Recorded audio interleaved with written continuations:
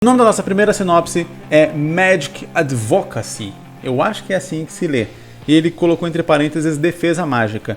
Eu diria, nesse caso aqui, existe o termo advocacia, né, como que é o exercício de ser advogado e tal. Então acho que poderia ser advocacia mágica. Acho que ficaria melhor do que defesa mágica e acho que ficaria um nome muito legal em português também, né, para publicar em sites brasileiros, etc. Ou mesmo publicar aí o seu impresso aqui no Brasil. Ficaria interessante aí.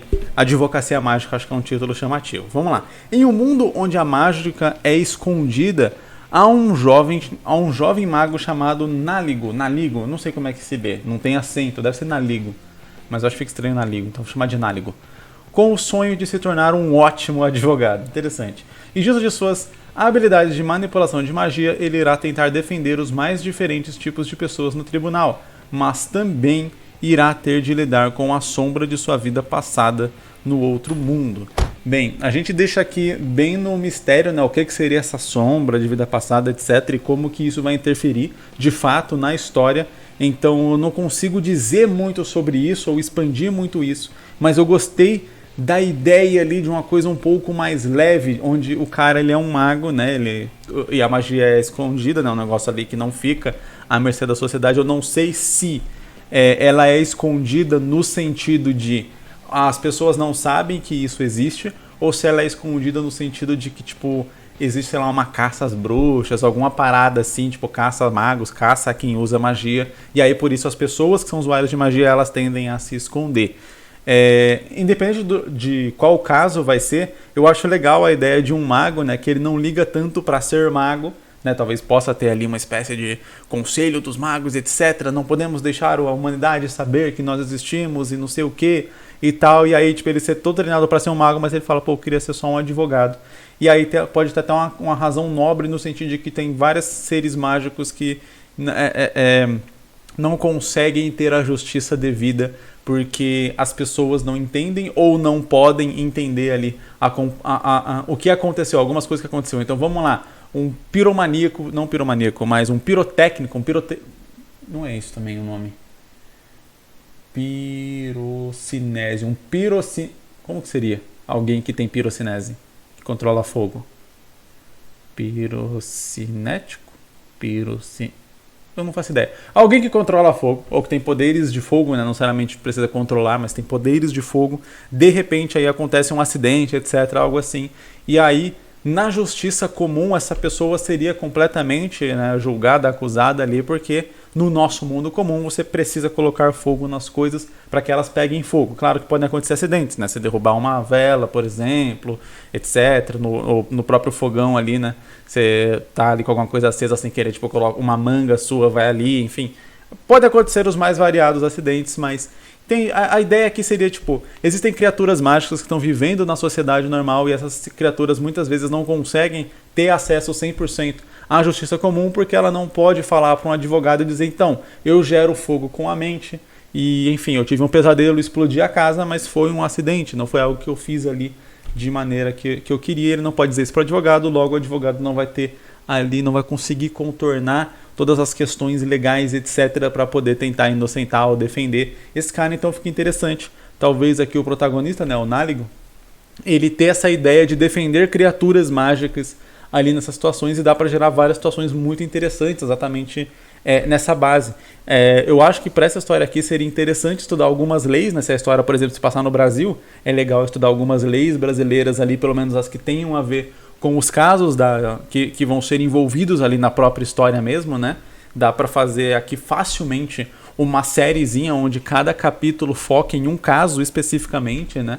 Bem naquele modelo de séries de TV antigas e tal, onde a gente não precisa necessariamente de uma coisa, tipo, parar o capítulo no meio e continuar no outro. Eu acho que esse é um modelo dos que melhor funcionam para publicação de série aqui no Brasil, porque qual que é o problema que eu sempre falo de publicar série aqui? E eu posso falar isso porque eu tenho um exemplo aqui real, ó. Tô fazendo Hooligan, né? Eu tenho meu mangá Hooligan aqui, eu fico tirando toda vez que eu vou gravar vídeo, depois eu me mato pra guardar de volta ali. Eu tenho meu mangá Hooligan aqui, então eu tenho o volume 1. Só que acontece, se você lê o volume 1, você vai chegar aqui no final, e aí você vai ter ali um belo de um continua. Cadê? Vai ter um belo ali de um continua, e você tem que ler aqui o volume 2 para poder continuar. E aí você leu o 2, você tem um continua, você tem que ler o 3. Você leu o 3, você tem um continua, tem que ler o 4. E assim por diante, até o volume 6. Isso foram mais de 5 anos de produção de Hooligan.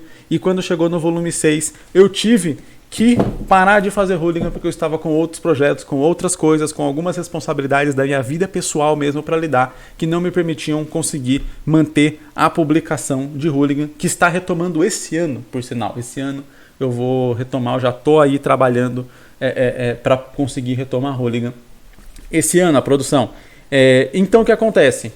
As pessoas que leram ficaram aí uns 2, 3 anos sem a continuação de Hooligan. Isso é muito ruim. Isso é muito ruim. Porque você tem uma necessidade de continuidade da história. Você precisa ver aquilo para poder ter uma noção completa da história. E nesse modelo que eu estou falando aqui, né, que é onde cada capítulo é uma história fechada, se acontecer isso com você, você está fazendo ali e aí de repente parou, não consegue fazer mais ali e tal, por conta de qualquer motivo que seja.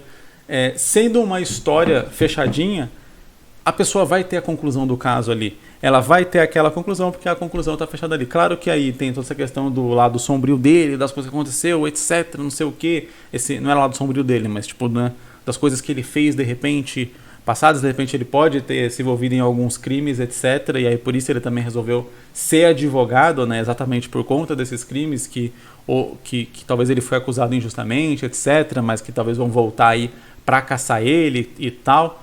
Né? Talvez até envolvendo ali dentro de uma espécie de trama principal, que seria a história contínua que a gente vai ter, né? Enquanto cada capítulo é focado em uma historiazinha fechada, mas cada capítulo pode dar uma pista a mais dessa história maior, que seria o passado do próprio protagonista e como esse passado vai vir à tona ameaçando a carreira que ele está construindo, todo o trabalho que ele está fazendo, etc. Acho que caberia muito bem isso e funciona no modelo de série para publicação, porque, como eu disse, você não tem essa necessidade do leitor de ficar sempre vendo o próximo para poder ter uma história ali mais ou menos completa. Claro, a partir do momento que você tem uma espécie de trama principal que vai sendo ligada, você tem um pouco isso e uma hora se espera que você vai conseguir concluir essa trama mesmo em si. Porém, em termos de capítulo a capítulo, isso é menos marcante, isso é menos presente, menos impactante do que quando realmente a trama é uma só e vai seguindo, como se fosse um filme que você cortasse em vários picotinhos, que são os capítulos, que é como a maioria dos mangás e séries e tal que a gente vê funcionam, e por isso a gente acaba se inspirando nesse tipo de modelo.